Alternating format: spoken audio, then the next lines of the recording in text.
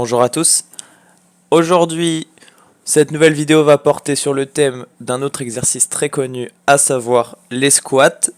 Dans un premier temps, nous verrons leur utilité. Dans un deuxième temps, nous verrons tout ce qu'il faut faire pour le réussir sans se blesser.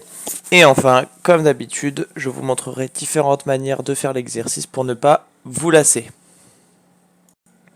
Alors pour commencer, un squat est un exercice qui va travailler l'ensemble des muscles qui se trouvent sous votre nombril, mais aussi les abdominaux.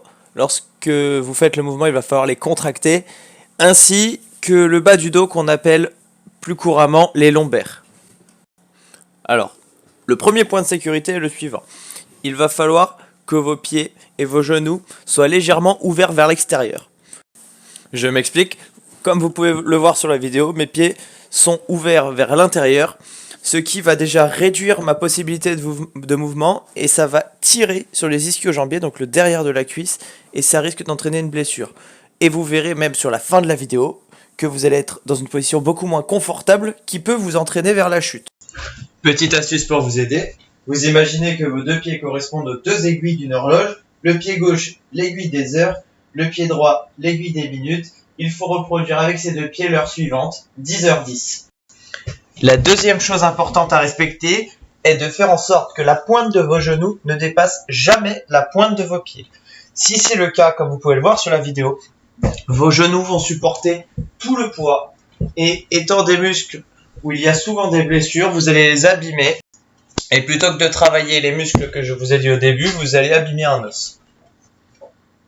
Pour réussir à ne pas dépasser la pointe de vos pieds avec la pointe de votre genou, il faut que le haut de votre corps descende vers le bas pendant que vos fesses se déplacent loin vers l'arrière. Ce qui va créer une opposition entre ces deux parties du corps et l'opposition va créer un état dans lequel vous allez être équilibré.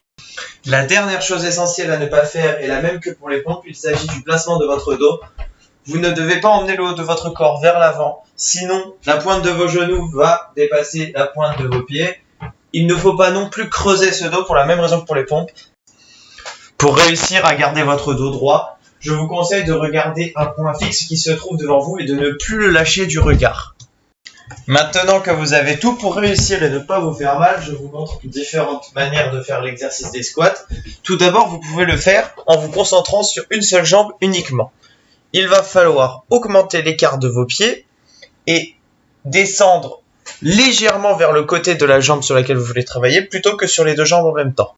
Faites bien attention à respecter nos 3 règles de sécurité, à savoir que vos pieds doivent toujours être orientés à 10h10, que votre pointe de genou ne dépasse pas votre pointe de pied et que votre dos reste le plus droit possible. Pour cela, regardez vers l'avant.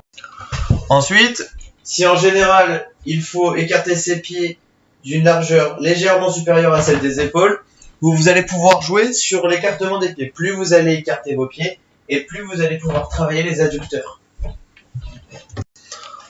Enfin, comme les pompes, et pour tous les exercices, vous allez pouvoir jouer sur la vitesse d'exécution et l'amplitude.